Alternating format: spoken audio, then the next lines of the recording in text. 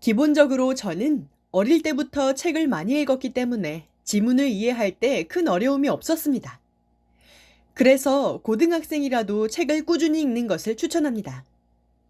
그리고 제 공부의 기본적인 모토는 많이 푸는 것이어서 모의고사뿐만 아니라 문제집도 정말 많이 풀었습니다.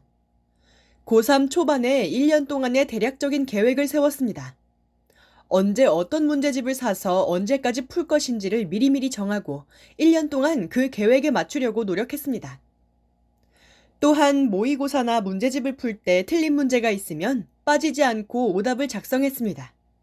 화작. 화법과 작문은 가장 쉬운 분야 중 하나이기 때문에 따로 개념 공부 같은 건 하지 않았습니다. 하지만 쉬운 만큼 모의고사를 풀거나 내신에서 절대 틀리면 안 되기 때문에 항상 꾸준히 풀어줘야 합니다. 저는 고3 입학하기 전 2월 달에 수능 특강 화작문부터 풀기 시작해서 입학하기 전에 한 권을 다 풀었고, 그 뒤로는 학교 수업만 열심히 듣고 모의고사를 푸는 것 이외에는 화작 공부는 따로 하지 않았습니다.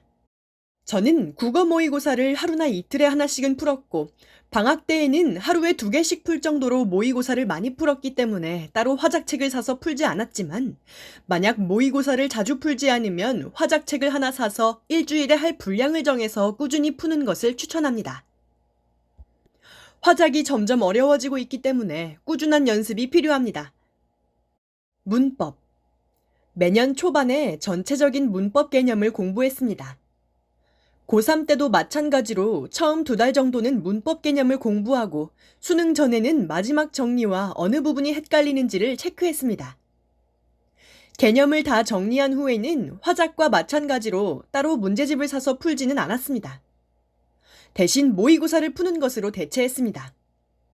그리고 수능 직전에 문제집을 하나 사서 개념을 안 보고 하루 이틀 만에 다 풀고 어느 부분에서 틀렸는지를 체크하고 헷갈리는 개념을 마지막으로 보았습니다. 독서. 책을 많이 읽었던 것의 효과를 가장 많이 본 분야가 독서였습니다. 저는 다른 친구들보다는 독서 지문의 이해가 더 빨랐습니다. 그리고 독서는 가장 오답률이 높은 분야 중 하나이기 때문에 많이 푸는 것이 정말 중요합니다.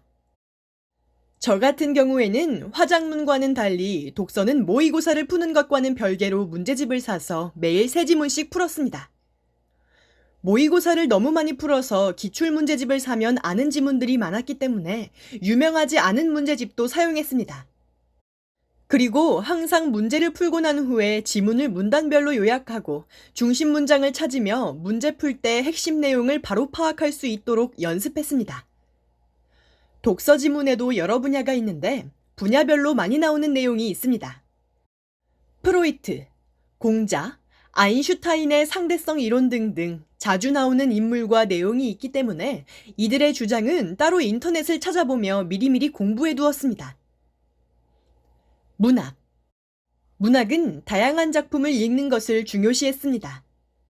그래서 수능 한 달 전까지 학원을 다니며 여러 작품들을 보고 공부했으며 모의고사를 풀고서도 처음 보는 작품들은 주제를 찾아보며 따로 정리했습니다.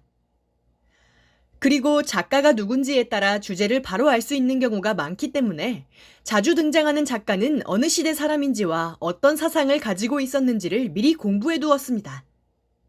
예를 들면 일제감정기 시대 사람인 이육사, 고전 시가의 경우에는 읽는 법과 몇 가지 단어들만 알면 주제 파악이 매우 쉽습니다. 그래서 중세시대 표기를 읽는 방법을 연습하고 특정 의미를 함축하는 단어들을 외웠습니다. 고전소설과 현대소설은 지문을 읽으며 인물들을 체크하고 그 인물들의 관계도를 그려보며 공부하였습니다. 고전소설의 경우에는 현대소설에 비해 주제가 더 단순하기 때문에 고전소설에 잘 나오는 주제들은 미리미리 몇 개를 외웠습니다. 현대시는 고전과 마찬가지로 특정 의미를 내포하는 단어를 외우면서 공부했습니다. 시나리오나 극은 읽으면 크게 어려운 부분이 없어서 따로 공부하지 않았습니다. 수학은 문이과의 과목이 다르기 때문에 어떻게 공부했는지만 소개하겠습니다.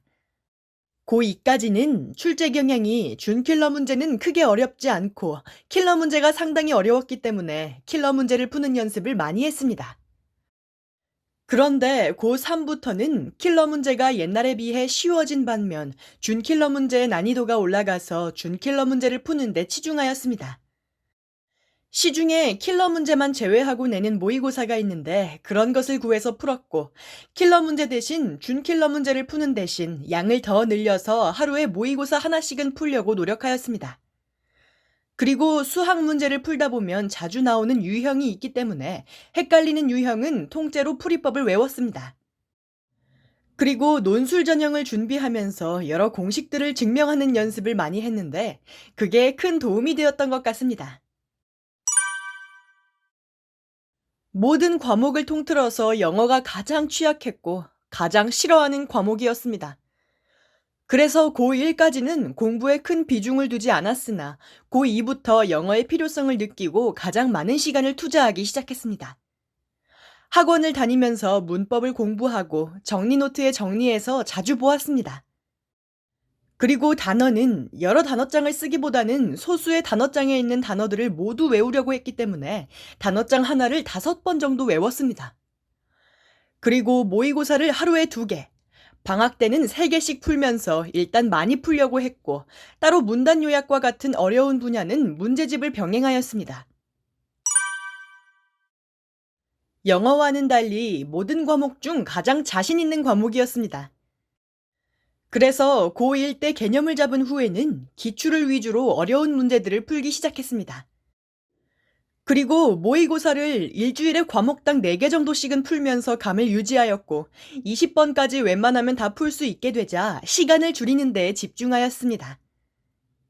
생물 같은 경우는 유전 부분이 경우의 수가 많고 시간이 오래 걸리는 부분들이 많았지만 비슷한 유형의 문제를 많이 풀다 보니 많은 경우의 수 중에서도 어떤 것일지 감이 옵니다.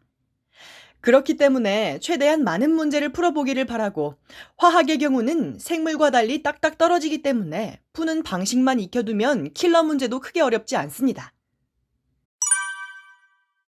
저는 일단 많이 풀면 된다는 생각을 가지고 모든 과목의 문제들을 많이 풀려고 노력했습니다. 그리고 다양한 대입 정보 사이트를 이용하였습니다. 사이트를 통해서 모르는 문제도 많이 물어보기도 했고, 여러 정보들을 빠르게 알아낼 수도 있었으며, 시중에서는 구하기 힘든 다양한 자료들을 찾았습니다. 그리고 무엇보다 학교 정독반 친구들과의 원활한 소통을 하며 서로 모르는 문제를 물어보고 가르쳐주며 공부하였습니다. 지금 코로나 때문에 다들 힘들 텐데 방학의 연장선이라 생각하고 시간 허투루 보내지 말고 열심히 공부해서 원하는 과에 진학할 수 있기를 바랍니다.